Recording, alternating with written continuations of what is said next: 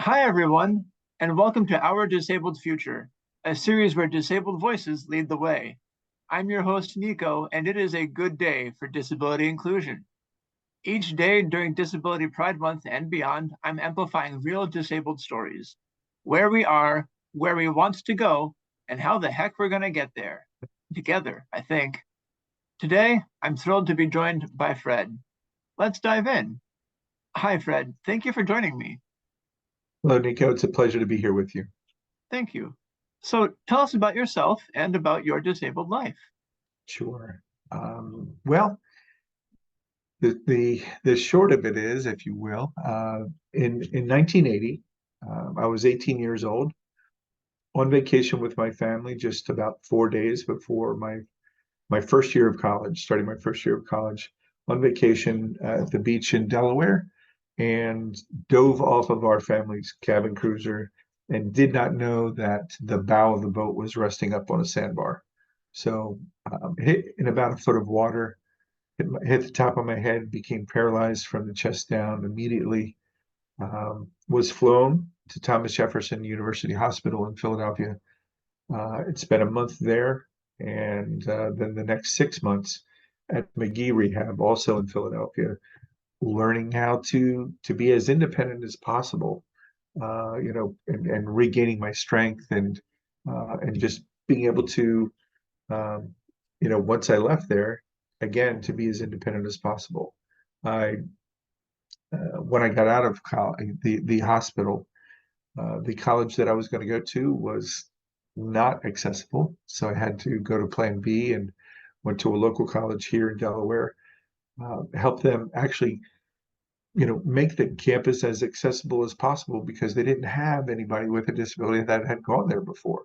Remind this was 10 years before the Americans with Disabilities Act, so not much was accessible back then.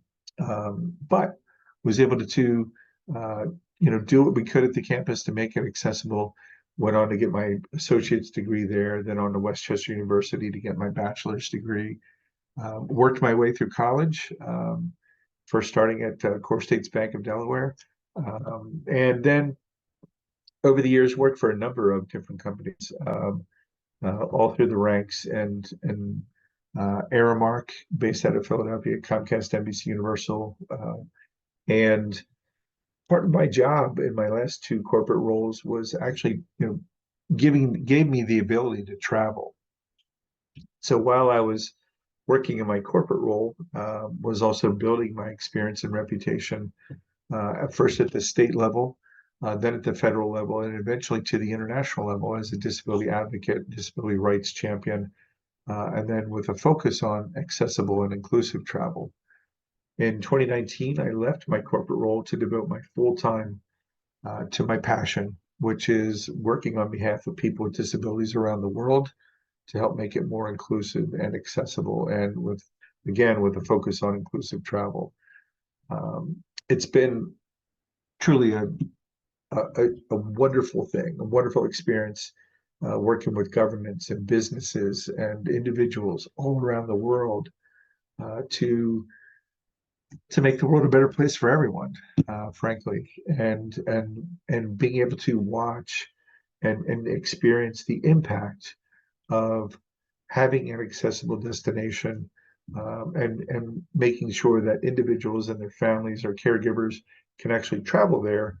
And then on the other side of that, there's the whole business reason for doing that, and bringing more revenue into a destination, and again, helping others be exposed to people with disabilities, because as we all know, people with disabilities comprise about 20% of the world's population. So it's ironic that we are the world's largest minority, um, but we also have a huge spending power. So people with disabilities and their family members and caregivers have a spending power of over 13 trillion with a T, $13 trillion, but only about half of that's being spent because of the lack of accessibility or the lack of the knowledge of what is accessible. So we're trying to change that. We're trying to change that with a company that I co-founded about 3 years ago, and that's what we've been up to. I loved hearing the story of disabled success. And I especially want to thank you for what you mentioned earlier, helping your college, your alma mater, become more accessible and helping future generations of disabled students. So Yes, often we disabled trailblazers have to do that. yes, So, yes. Fred, go ahead. I was going to say, it's important that um, for anyone, whatever their situation may be, if they have a desire and a need to do something in order for them to accomplish something, but there are barriers in the way, they have to use their voice and do it the right way, approach it the right way, and educate others to show them why it's necessary to have an accommodation to make something accessible. In our instance, in our situation, and once those accommodations are in place, the sky's the limit. So, yeah, it's important to have a voice. It really is. Thank you for explaining this philosophy behind your business. Yes. Tell me, Fred, what does a disability-friendly future look like for you? It's a great question, Nico. I think, one of the things that we're doing at Journeyable, the company that I co-founded about 3 years ago, and I want people to go to our website and explore and join our community. Um, One of the things that we focus on truly is, my utopia, and when I'm on stage, wherever I am in the world, speaking about, where do I see, when they always ask, what do you see the future? What does it look like? My utopia would be that, we're not having this conversation. Um, it's just that people with disabilities just are. We're not different. We're not the others. We're just part of the community. We may do things a little bit differently. We may approach things a little bit differently. We may say things a little bit differently or communicate a little bit differently. But at the end of the day, we're all people first, right? So my utopia is that we're not having this conversation, that accessibility and inclusivity and universal design is just how the way we do things, how we approach life, how things are built.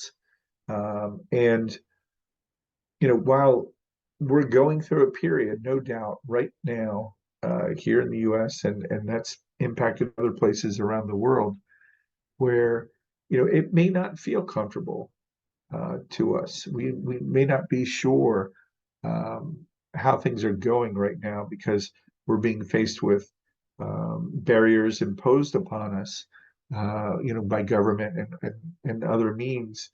Um, I would just say, be optimistic, hang in there, and be positive. I think that, again, we're a strong community, we're a big community, and when you take the disability population and you count family members and caregivers, very quickly, you're at about 40% of the population, which is a huge constituency. If you want to relate that to politics, if you want to relate that to influence or any other thing. So use your voice, be optimistic, and things will happen for us. Sometimes it takes patience.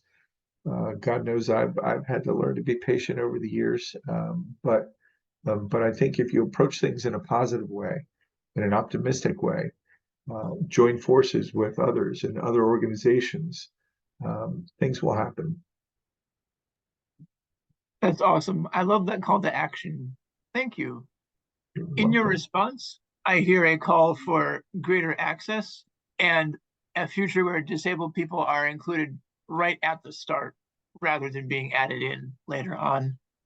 So Yes. how the heck do we get there? What strategies do we use? What's your game plan? Game plan. My advice for folks is get involved.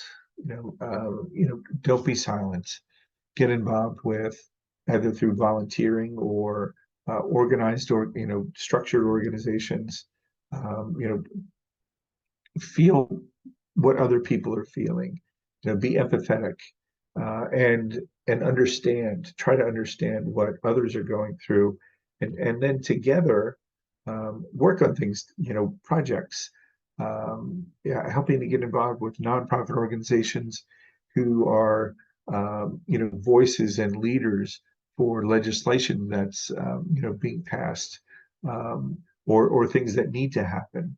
I think again, strength in numbers, right? If people work together and they work together the right way, they approach it the right way, I think that positive change can happen. It's when people are silent. It's like just like voting, right? You can't choose a leader unless you vote. You can't have things happen unless you speak up, unless you have a voice, unless you work with others. So it's important to get involved. That's wonderful. Thank you, Fred. I You're would echo welcome. that here in Philadelphia. I spent the most of this year pushing for disabled leaders in non-disabled spaces so that we have that interaction and that leadership development. Always All right, important. it is. All right, Fred, I've enjoyed getting to know you and learning more about Journeyable as well. For this last question, I want to give you a chance that you and I, as disabled people, rarely get, and that is a chance to promote yourself or to talk about anything cool you've recently accomplished, maybe something cool you're working on. If you have a website or a company that you want to promote, where can we find you? This is your chance to just be your own cheerleader. So let's hear it.